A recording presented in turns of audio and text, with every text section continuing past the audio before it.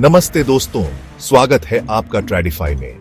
यह वो प्लेटफॉर्म है जहां हम सिर्फ बिजनेस की खबरें नहीं देते, बल्कि हम जाते हैं उनकी तह तक।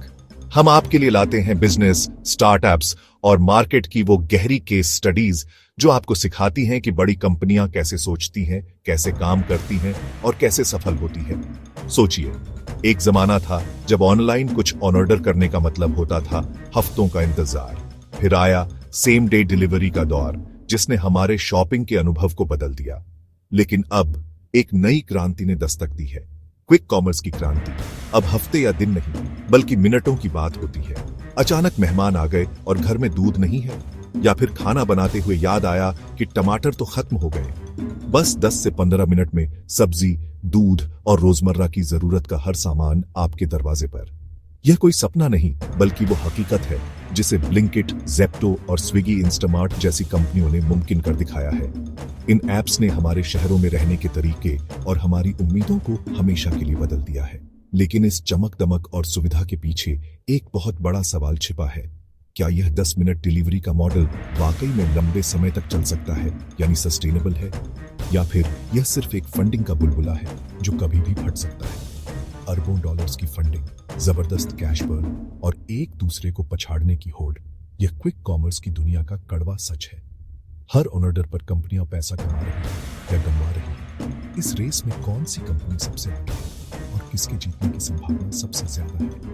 आज की इस डीप डाइव की स्टडी में हम इन सभी सवालों के जवाब ढूंढेंगे।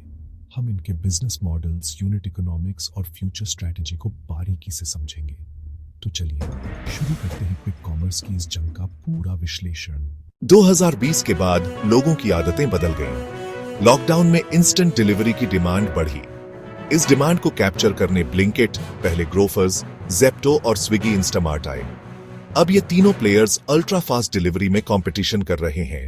2013 में ग्रोफर्स के रूप में शुरू, 2021 में Blinkit rebrand. Focus 10-20 minute grocery delivery. 2022 में ज़ोमैटो ने RS 500 करोड़ में एक्वायर किया। स्ट्रेंथ, ज़ोमैटो का फंडिंग, पे logistic network. Challenge, heavy discounts, delivery cost. Pandemic के समय 19 साल के फाउंडर्स ने शुरू किया। Model, hyper local dark stores. Technology, heavy routing. Funding, Tiger Global, Nexus जैसे बड़े investors. Strength, speed, C-Gen-Z branding. Challenge, high burn rate, profitability pressure. Swiggy का existing delivery fleet and user base. Advantage, cross selling with Swiggy food. Focus, RS Swap Fabs, RS 2 Swap basket size essentials. Challenge, Blinkit और Zepto की aggressive marketing. तीनों dark stores पास quick delivery, पास heavy discounts use कर रहे हैं। पर order margin low है। Scale and repeat orders critical हैं। Funding के बिना सस्टेन करना मुश्किल। क्विक कॉमर्स अभी कस्टमर एक्विजिशन फेज में है, प्रॉफिट्स सेकेंडरी हैं। रिपोर्ट्स के अनुसार Blinkit 47% quick commerce share, Zepto fastest growing in top cities, Instamart Swiggy base की वजह से स्टेडी शेयर। आप विजुअल्स में ग्राफ्स परसेंटेजेस डाल सकते हैं। कस्टमर्स के लिए 10 मिनट डिलीवरी एक आदत बन चुकी है। ये कन्वीनियंस इतनी पावरफुल है कि लोग इसके लिए प्रीमियम देने को भी तैयार हैं। लेकिन इस कन्वीनियंस को डिलीवर करने का कॉस्ट बहुत हाई है।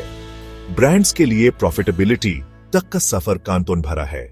High operational costs, thin margins और कट थ्रोट कंपटीशन के बीच ज्यादातर कंपनीज सिर्फ मार्केट शेयर हासिल करने के लिए कैश बर्न कर रही हैं। इस हाई स्टेक्स गेम का अंजाम क्या होगा? हिस्ट्री दिखाएं तो ऐसे कैपिटल इंटेंसिव सेक्टर्स में कंसोलिडेशन जरूरी हो जाता है। मार्केट इवेंचुअली 2-3 बड़े प्लेयर्स के हाथ में ना जाता है जो इकोनॉमीज ऑफ स्केल अचीव कर पाते हैं। छोटे प्लेयर्स या तो एक्वायर हो जाते हैं या मार्केट से एग्जिट कर जाते हैं। ये एक विनर टेक्स मोस्ट मार्केट बनने की पूरी संभावना है, जहां सिर्फ सबसे एफिशिएंट और वेल फंडेड कंपनीज ही टिकेंगी। तो इस रेस में आगे कौन है? हर कंटेंडर के पास अपनी अलग ताकत है। ब्लिंकिट के पास ज़ोमैटो का जबरदस्त फाइनेंशियल बैकिंग और कस्टमर बेस है, लेकिन पब्लिक कंपनी होने के नाते अन पर प्रॉफिटेबिलिटी का प्रेशर भी सबसे ज्यादा है। दूसरी तरफ है ज़ेप्टो, जिसके यंग फाउंडर्स ने इस कैटेगरी को डिफाइन किया। उनकी एजिलिटी उनकी स्ट्रेंथ है, पर अकेले जायंट्स से टक्कर लेना आसान नहीं। और फिर है स्विगी इंस्टामार्ट, जो स्विगी के विशाल इकोसिस्टम का फायदा उठाता है। लेकिन क्या क्विक कॉमर्स उनकी प्राइमरी फोकस है? इन सभी के अपने प्रोस और कॉन्स हैं, और आने वाला वक्त ही बताएगा कि किसका मॉडल सबसे सस्टेनेबल साबित होता है। तो क्विक कॉमर्स की यह जंग वाकई दिलचस्प है। हमने देखा कि कैसे ब्लिंकिट, ज़ेप्टो और इंस्टामार्ट तीनों ही कंपनियां अपनी अपनी यूनिक स्ट्रेटजीज के साथ इस मार्केट पर कब्जा करने की कोशिश कर रही हैं। एक तरफ ज़ोमैटो और स्विगी जैसे जायंट्स का बैकिंग है, तो दूसरी तरफ ज़ेप्टो का इनोवेशन और स्पीड पर फोकस है। लेकिन असली सवाल अब प्रॉफिटेबिलिटी का है। क्या ये कंपनियां डिस्काउंट्स और कैश बर्न के इस साइकिल से बाहर निकलकर एक सस्टेनेबल बिजनेस मॉडल बना पाएंगी? भविष्य में हमें कंसोलिडेशन भी देखने को मिल सकता है। इस पूरी एनालिसिस के बाद अब सवाल आपके लिए है, आपको क्या लगता है इस हाई स्टेक्स रेस में आखिर कौन बाजी मारेगा? ब्लिंकिट, ज़ेप्टो या इंस्टामार्ट?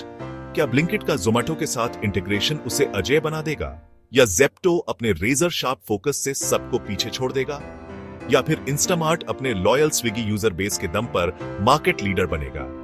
अपने विचार नीचे कमेंट सेक्शन में जरूर लिखें। यह थी ट्रेडिफाई की ओर से क्विक कॉमर्स की पूरी केस स्टडी, जहां हम बिजनेस की दुनिया के ऐसे ही कॉम्प्लेक्स टॉपिक्स को आसान भाषा में ब्रेक डाउन करते हैं। अगर आपको हमारा एनालिसिस पसंद आया और वीडियो इंफॉर्मेटिव लगी हो, तो इसे लाइक और अपने दोस्तों के साथ शेयर करना न भूलें। और हां, बिजनेस, फाइनेंस और स्टार्टअप्स पर ऐसी ही और भी इन डेप्थ केस स्टडीज के लिए ट्रेडिफाई चैनल को अभी सब्सक्राइब करें और बेल आइकॉन दबाएं, ताकि आप हमारी कोई भी फ्यूचर वीडियो मिस न करें।